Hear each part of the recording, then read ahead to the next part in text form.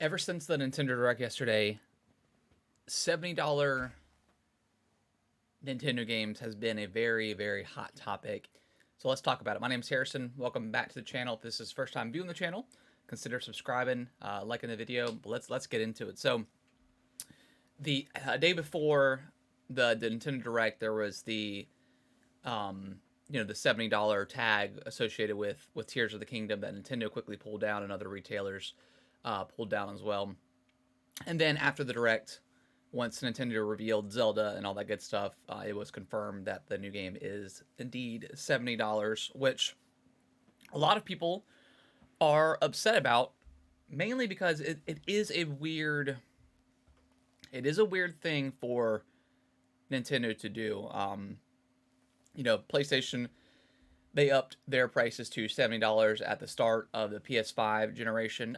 One could argue that all those games were still cross generation, that maybe it wasn't worth it. And there really has not, to me, been a first party Sony game to launch, PlayStation game to launch, probably until Spider Man, because that's when they're ending like the cross generation gap. So a lot of people thought that maybe Sony jumped the gun too early, but they did what they did. And then obviously Xbox came around a couple months ago and said that Redfall, Starfield, and their games moving forward were going to be 70. So it was inevitable. We understood it.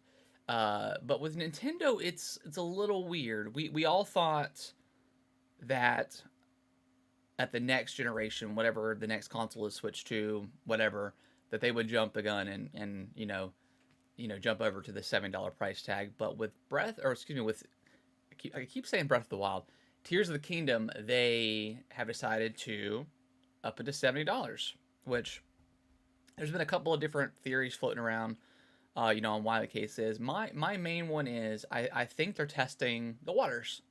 I think they're trying out the $70 tag.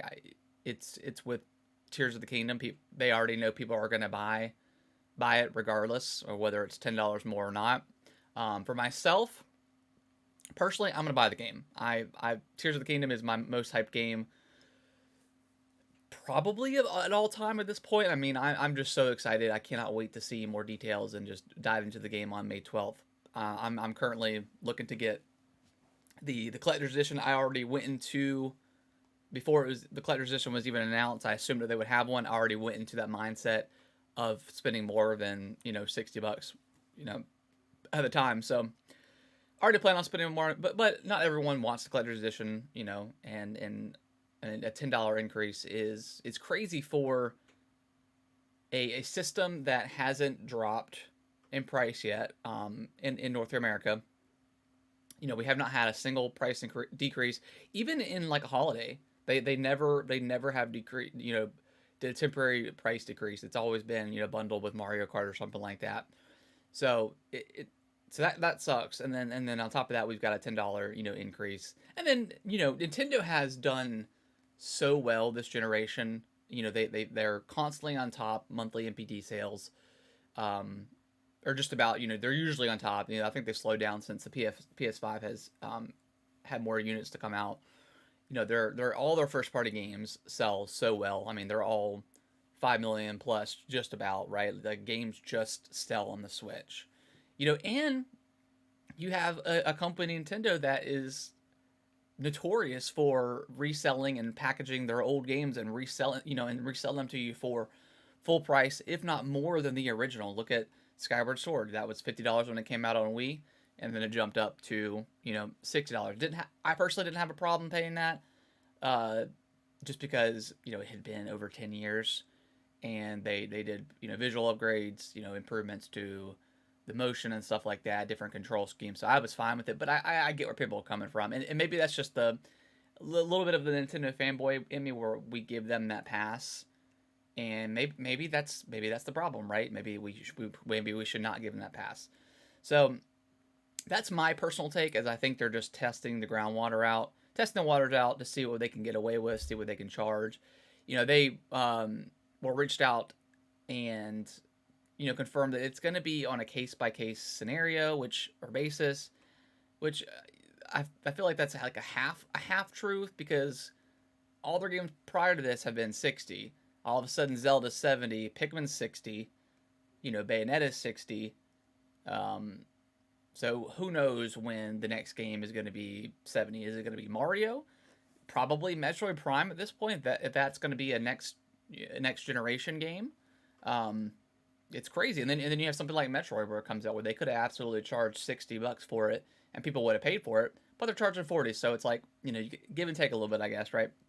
Another theory is if you look at the file size on Breath of the Wild, because they do use obviously the cartridge, it's about 14, almost 14 and a half gigabytes, which is right under the 16 gigabyte model for like an SD card.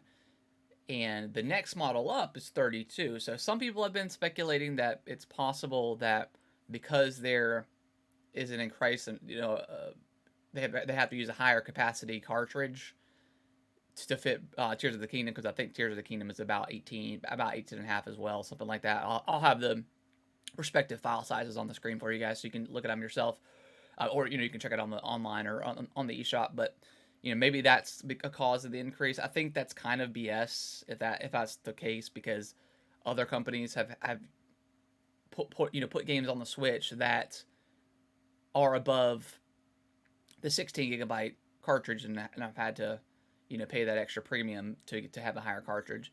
Now they could absolutely have some sort of like maybe custom cartridge. I don't think I've ever heard of that before, like a 20 gigabyte cartridge. I mean, that's a possibility, I guess. I'm not the biggest tech enthusiast in the world. I do like tech, but I don't know every little like minute detail.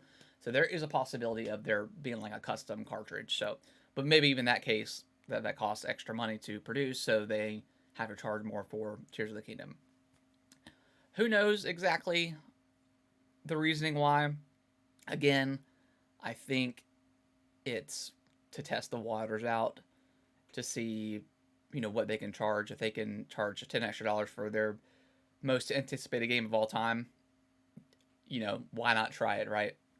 But that does leave room to, if it's a case by case scenario, what games in the future are going to be 70 and which ones aren't. What constitutes 70 and what doesn't? Is it the time it's in development, the cost of it? Is it how well they think it's going to sell? Like like I mentioned earlier, Mario specifically, which is kind of shit, to be honest. Like, to do that to your fan, like your diehard fans are gonna buy it regardless, to make them pay an extra premium just because of the name, basically, right? So it's BS. I get the resentment towards $70 games. I totally understand it. And with Zelda, it's hard to say, pass on it or wait for it to go on sale, because it's never going to go on sale. But I think Breath of the Wild, the lowest has ever gone on sale is like $40, which is on sale right now.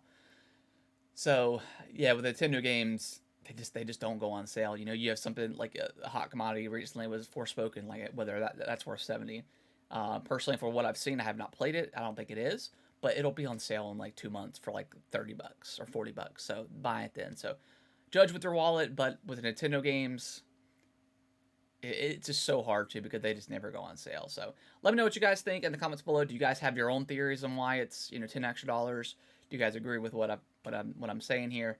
Yeah, if you guys are this far in the video, you might as well like it, right? You stuck around this long. Subscribe to the channel if you can, and I will see you guys in the next video. Thank y'all so much for watching this video. I really appreciate it. Consider subscribing to the channel. I'll let YouTube algorithm pick one of my videos below for you guys to watch. Give it a click, and I hope you enjoy, and I will see you in the next video.